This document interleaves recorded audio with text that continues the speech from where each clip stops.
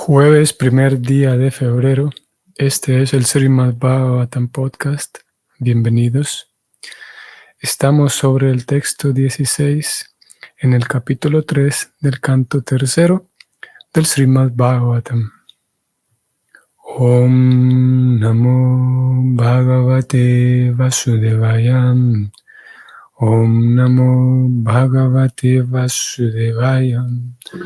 Om Namo Bhagavate Vasudevaya.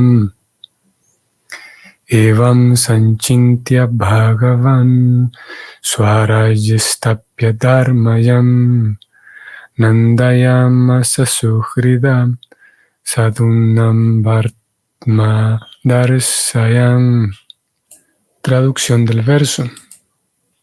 Sri Krishna, pensando para sí de esa manera, puso a Maharaj Yudhishthira en la posición del control supremo del mundo, para mostrar el ideal de la administración en el sendero de la piedad. Krishna entonces, notábamos desde ayer, como Krishna está considerando todo esto, la situación de los yadus, ahora se muestra como, o se describe como Krishna puso a Yudhishthira en el trono para ser el controlador, el emperador del mundo, para continuar entonces así Krishna con su misión de traer bienestar, digamos, de traer un reinado apropiado para el bienestar de todos. Vamos a ir al siguiente verso, verso 17. Uttarayam drita puror Amsha sadhu abhimanunam Savai drauni astra samplutsam Punar bhagavatadridam. Traducción. El embrión del descendiente de Puru, engendrado por el gran héroe Abhimanyu en las entrañas de Uttara, su esposa, fue quemado por el arma del hijo de Drona, pero luego fue de nuevo protegido por el Señor. Vamos a leer el significado escrito por Srila Prabhupada. El cuerpo embrionario de Pariksit, que se encontraba en proceso de formación después de que Abhimanyu, el gran héroe, dejara en estado a Uttara, fue quemado por el Brahmastra de Ashvatthama, pero el Señor aportó un segundo cuerpo dentro del vientre y de esa manera el descendiente de Puru se salvó. Este incidente es la prueba directa de que el cuerpo y la entidad viviente, la chispa espiritual, son diferentes. Cuando la entidad viviente se refugia en el vientre de una mujer mediante la inyección del semen de un hombre, ocurre una emulsificación de las descargas del hombre y la mujer, y así se forma un cuerpo del tamaño de un frijol, que se desarrolla gradualmente hasta volverse un cuerpo completo. Pero si el embrión en desarrollo es destruido de una u otra forma, la entidad viviente tiene que refugiarse en otro cuerpo o en el vientre de otra mujer. La entidad viviente en particular que se seleccionó para ser el descendiente de Maharaj Puru o de los Pándavas no era una entidad viviente ordinaria y por la voluntad del Señor, por la voluntad superior del Señor, estaba destinada a ser el sucesor de Maharaj Yudhishthira. Por lo tanto, cuando Ashvatthama destruyó el embrión de Maharaj Pariksit, el Señor, mediante su propia potencia interna, entró en el vientre de Uttara por medio de su porción plenaria, solo para darle audiencia al futuro Maharaj Pariksit, que se encontraba en un gran peligro. Al aparecer dentro del vientre, el Señor animó al niño y por su omnipotencia le dio plena protección en un cuerpo nuevo. Por su poder de omnipresencia, Él estaba presente tanto dentro como fuera de Uttara, y además, y los demás miembros de la familia Pandu, o la familia Pándava. Fin del comentario. Muy bien, así que de aquí ya hemos, ya ha ocurrido una transición aquí en el texto en donde nos encontramos, después de observar y ver lo que Krishna estaba pensando. Ahora ya el narrador nos lleva para otro lugar, ya para hacernos saber cómo continuaban los planes de Krishna, porque recordemos que, como Krishna mismo le dice a Arjuna, que él aparece para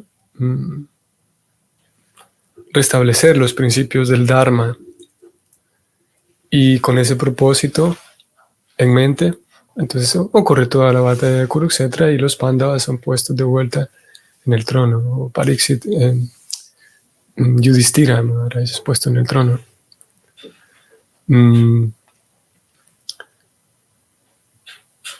Una vez que Yudhishthira es puesto en el trono, después de pasado un tiempo, viene como su sucesor Pariksit del que estamos leyendo aquí, Pariksit Maharaj. Y como ya hemos leído en el canto primero de aquí mismo del Bhagavatam, que Pariksit atraviesa esta situación en la cual él, estando en el vientre de su mamá, Uttara, prácticamente sí fue atacado, ¿no? Fue atacado a muerte. En realidad se buscaba matar al niño. Y Krishna lo protegió. Y es curioso aquí el dato que Prabhupada incluye. Y Prabhupada dice que Krishna proporcionó un segundo cuerpo. O sea que parece ser que, partiendo de este verso, que sí se le hizo daño entonces al niño. Sí, como Prabhupada dice aquí, Krishna le dio un segundo cuerpo, lo cual indica, o si la inferencia es que el primer cuerpo, o sea que el niño fue quemado. Estoy aquí en el texto de vuelta. Vamos a leerlo. Prabhupada abre con esto. Él dice que el cuerpo embrionario de Pariksit, o sea, el feto, fue quemado por el Brahmastra de Asvatthama, pero el Señor aportó un segundo cuerpo dentro del vientre. Y es la situación de Pariksit. También indica el Bhagavatam que Pariksit, estando dentro del vientre de su mamá, lo ve a Krishna. Más bien es el Señor Vishnu. Aquí Prabhupada incluyó que él escribió que Krishna en su porción plenaria le dio protección a Pariksit. Esta porción plenaria es Vishnu, la forma de Paramatma, quien en realidad ya está en el corazón de todos. Entró en el vientre, como lo relata el Bhagavatam, y Pariksit pudo verlo, el niño pudo verlo al Señor Vishnu y quedó maravillado. Como aquí Prabhupada también lo dijo, vamos a volver. Prabhupada habló de darle una audiencia. Aquí lo tengo en pantalla. Prabhupada dice que mediante su propia potencia interna, el Señor entró en el vientre de Uttara por medio de su porción plenaria. Aquí está lo que decíamos. Su porción plenaria es el Señor Vishnu. ¿Para qué entró? Para darle una audiencia al futuro Pariksit. O sea, para dejarse ver por él, para encontrarse con él. Y ahí adentro, en el vientre, se encontraron los dos, Pariksit y Paramatma, el Señor Vishnu. Entonces relata el Bhagavatam como Pariksit nace y él, a partir de ese momento, en el vientre de su mamá, queda marcado de por vida, recordando el rostro de esa persona que vio. No solo el rostro, sino recordando a la persona que vio que lo salvó. Y él, que quedó marcado. Tanto así que él por todos lados buscaba a esa persona, vivía con el anhelo y con el deseo de encontrarse de vuelta con esa persona que le salvó la vida, que es el Señor Vishnu. Y por ahí Prabhupada también explica que señala que el nombre de Pariksit, eso aparece también en el Bhagavatam, primer canto. El nombre de Pariksit significa alguien que examina, que es, sí, que está examinando por todos lados, buscando con mucha diligencia, examinando. En este caso, lo que Pariksit buscaba era a Krishna.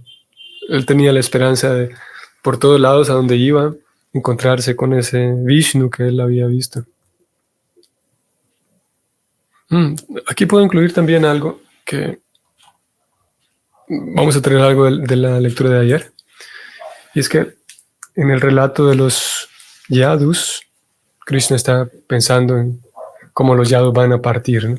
Yo incluía este relato de cómo fue la maldición de ellos y hay que hacer una corrección aquí. Es que esos yadus, esos muchachos, estaban sí bromeando y jugando, como ayer decíamos. Samba era el principal de ellos, o Samba es a quien vistieron, a quien disfrazaron, y Samba se lo menciona como uno de los hijos de Krishna. En otros momentos también del Bhagavatam, él figura como uno de los hijos de Krishna. Entonces fue a él a quien lo vistieron. Entonces cuando van con los sabios, Narada Muni también estaba ahí, era una reunión importante, Narada Muni se encontraba allí. Y sí, los sabios no lo toman a bien, esa broma que los niños traen, y sí, ellos dicen que lo que hay los niños preguntan qué es lo que hay en el vientre de esta mujer, y los sabios responden que lo que hay en el vientre es la destrucción de la dinastía Yadu.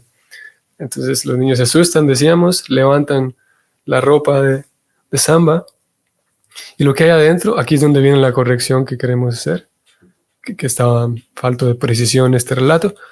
Lo que hay dentro o bajo la ropa de Samba era más bien una masa o un mazo, una masa, estas que usan los kshatriyas. Bueno, las hemos visto, ¿no? Que estas masas de pelea o mazos de pelea. Eso es lo que había bajo la ropa de Samba. Y ellos la toman entonces y se van asustados, llegan con Ugrasena, que es el líder, digamos, de los yadus.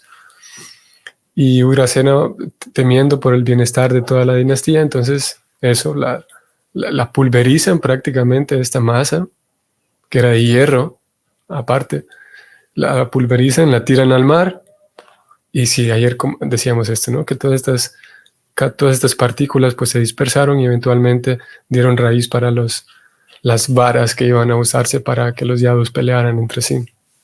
Y la última pieza, porque claro, siendo una masa grande de hierro, la estaban como desgastando, digamos, para irla pulverizando, pero la última piececita de esta misma masa fue tirada también al río.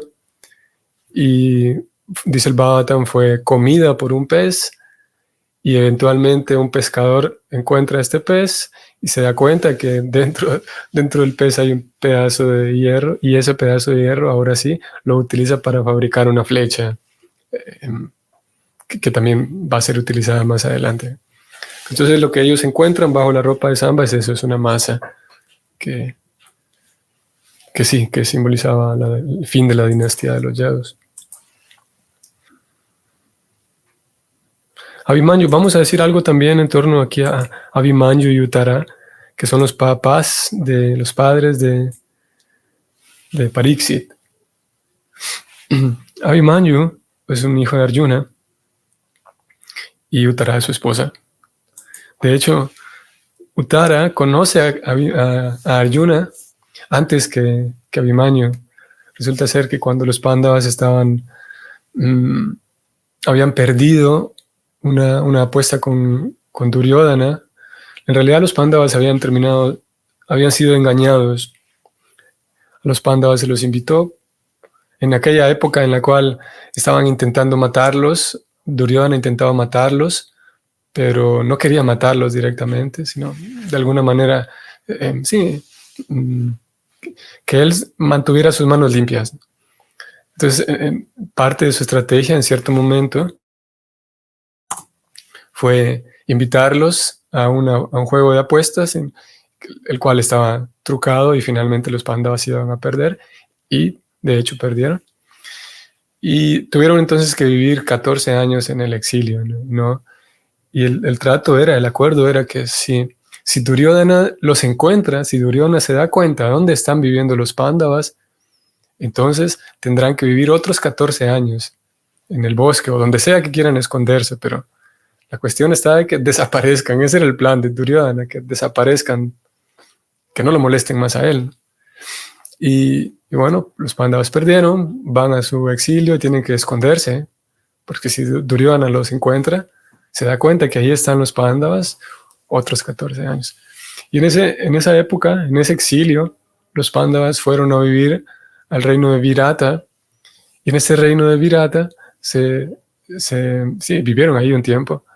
Nadie sabía que eran los Pándavas. Todo el mundo sabía de la existencia de los Pándavas, pero nadie sospechaba que los Pándavas estaban aquí viviendo en el palacio del rey, y ellos tenían como diferentes roles, sirvientes del rey.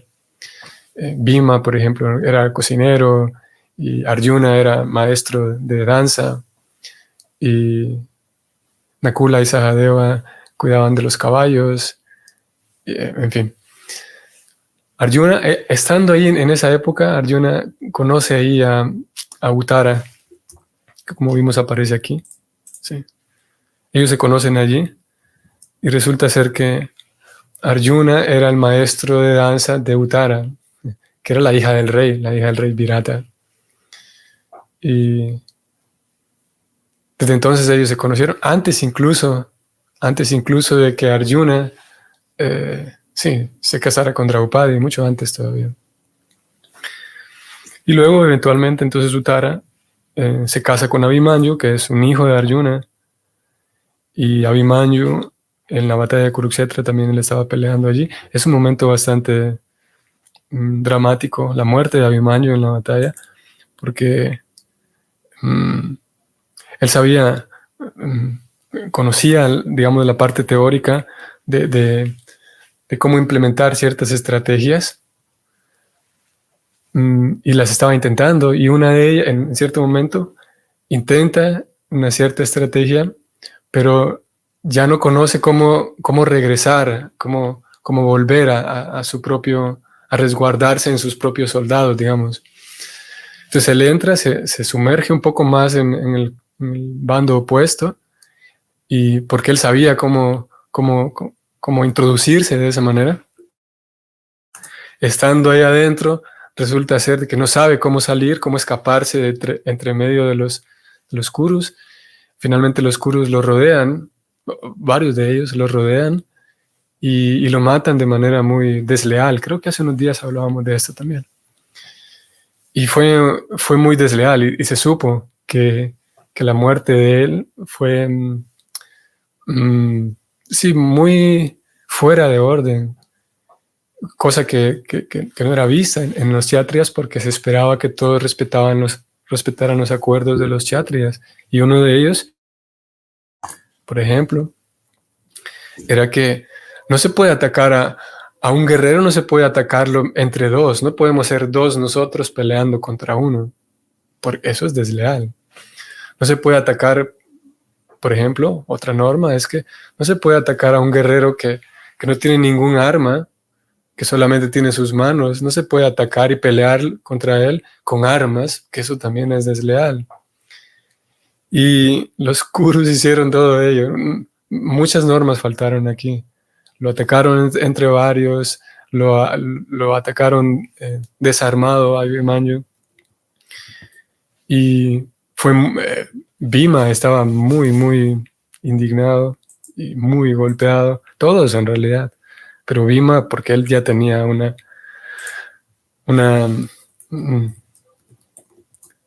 ¿cómo podemos decir?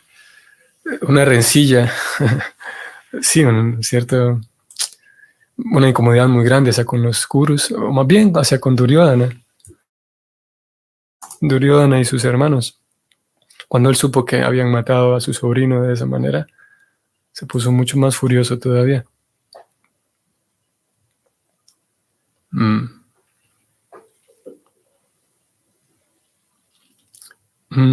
Antes de que vayamos al próximo verso, también podemos señalar aquí brevemente esto que Prabhupada habla de la emulsificación,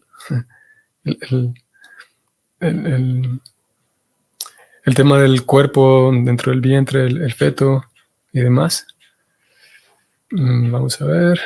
Aquí está. Cuando la entidad viviente se refugia en el vientre de una mujer mediante la inyección del semen de un hombre, ocurre la emulsificación y así se forma un cuerpo del tamaño de un frijol. El Bhagavatam indica que a partir de la concepción el alma entra, el alma está allí y debido a que el alma está presente es que comienza a formarse el cuerpo. El Bhagavatam es realmente bastante claro en ese tema, que hay la presencia de un ser vivo desde la concepción. Y es que justamente porque hay un ser vivo es que comienza a desarrollarse el feto. No es posible que comience el desarrollo y que eventualmente entra el alma, sino que es por la presencia del alma que comienza a desarrollarse el feto. Esto está escrito en otros momentos del Bhagavatam. Hasta volverse un cuerpo completo, dice aquí Srila Prabhupada. Y ha incluido este dato que de alguna manera es resaltante. Vamos a leerlo. Si el embrión en desarrollo es destruido de una u otra forma, la entidad viviente tiene que refugiarse en otro cuerpo o en el vientre de otra mujer. Esto es interesante, ¿no? Porque responde a la posible pregunta de ¿qué pasa, por ejemplo, cuando un niño es matado en el vientre? ¿Qué sucede? ¿A dónde va ese alma? Prabhupada responde esa pregunta aquí. Tiene que refugiarse o en otro cuerpo o en el vientre de otra mujer. Descendiendo un poco más, Prabhupada habla de cómo la entidad viviente que se seleccionó para ser el descendiente puro o de los Pándavas no era una entidad viviente ordinaria. Esto también nos da pie para hablar un poco más acerca de la concepción, porque si bien es verdad es una información, un conocimiento que no está presente, digamos, en nuestro entorno, en nuestra cultura, se sabe que, o más bien, digamos, esta cosmovisión plantea la idea de que un niño cuando nace, en realidad ninguna entidad viviente cuando nace, pero específicamente hablando de seres humanos, cuando un niño nace, no es al azar el asunto. O sea, esa persona, y esto puede ser un tema interesante también, porque pueden surgir muchas interrogantes en torno a esto. Cuando un niño nace, es un alma que viene procedente de algún lugar, ya sea que venga del cielo, ya sea que venga de algún otro lugar, pero viene procedente de un lugar. Muy probablemente, o sea, siguiendo la lógica dentro de la cosmovisión del Bhakti, muy probablemente ese alma viene de otras vidas, de muchas otras vidas previas. Por lo tanto, es un alma que, llegará a cierta familia o a cierto lugar, va a crecer y eventualmente va a irse mostrando su propia personalidad. Van a ir dándose ciertas tendencias en esta persona que corresponden a sus vidas previas, o a su vida previa al menos, al mismo tiempo que va absorbiendo lo que hay en el ambiente. Entonces la persona no solamente se forma por lo que hay en el ambiente, sino más bien lo que ya trae, ¿no? Ya, cada persona trae ya uno. A pesar, como dije al inicio, a pesar de que no tengamos esta información en nuestro entorno, pudiera dar la impresión de que una persona nace y es nueva en el sentido de que todo lo que va a experimentar es nuevo y que todo lo que va a adquirir es nuevo. El Bhakti responde que ya el alma trae experiencias, trae tendencias, habilidades, traumas y que lo va a manifestar en su momento. Esa respuesta puede ser más satisfactoria porque tiene más sentido al momento de analizar, por ejemplo, por qué dos niños creciendo en un ambiente exactamente el mismo van a tener tendencias diferentes, gustos diferentes, una personalidad diferente. Como digo, esto puede abarcar más, a dar una respuesta más satisfactoria. Aquí se habló de Pariksit, cómo él fue seleccionado para ser el descendiente de los Pándavas. Mm, También yendo sobre esta misma línea y adentrándonos en este tema, puede ser más fácil comprender el por qué entonces un niño va a presentar, digamos, dificultades muy grandes, sufrimientos muy grandes, que aparentemente no hay razón por la cual un niño tenga que ser castigado, digamos, de esa manera, una enfermedad bastante dolorosa, por ejemplo. Y en la visión que nos regala el Bhakti, entonces es que ese alma trae ya cierto karma. Y en ese karma es, digamos que es una cuenta pendiente, cada alma trae una cuenta pendiente y en esa cuenta pendiente va a venir eh, felicidad y aflicción, cosas muy agradables que le van a llegar a esta persona sin buscarla y cosas muy desagradables también que le van a llegar a esta persona sin buscarlo. A veces esas cosas desagradables, dolorosas, le llegan a esa persona mismo siendo un niño, siendo un bebé, un infante. Y podríamos encontrarnos así confrontados del por qué razón, por qué un niño tiene que sufrir de esta manera, si no ha hecho nada malo. Se entiende que una persona, un adulto, ¿no?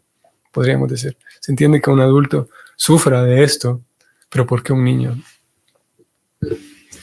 Aquí vimos entonces, Pariksit fue seleccionado y similarmente cada alma es seleccionada para ser enviada a un cierto tipo de ambiente y todo está, digamos que, medido y monitoreado por la ley divina, por la ley de la naturaleza. Y hay todo un sistema mediante el cual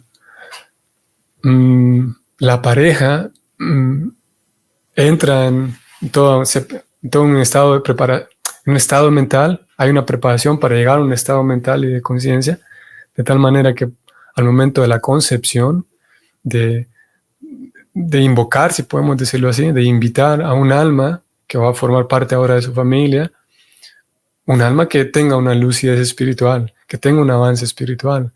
Y así como entonces hay todo, como dije, toda una preparación para que las personas, el matrimonio, ellos puedan concebir un niño, una niña, cuya historia ya haya tenido avance espiritual, de tal manera que entonces pueda ser un miembro en su familia que va a propiciar más avance espiritual para todos y que va a ser por lo tanto más fácil de acompañar, más fácil de educar, más fácil de dirigir hacia el Señor Supremo.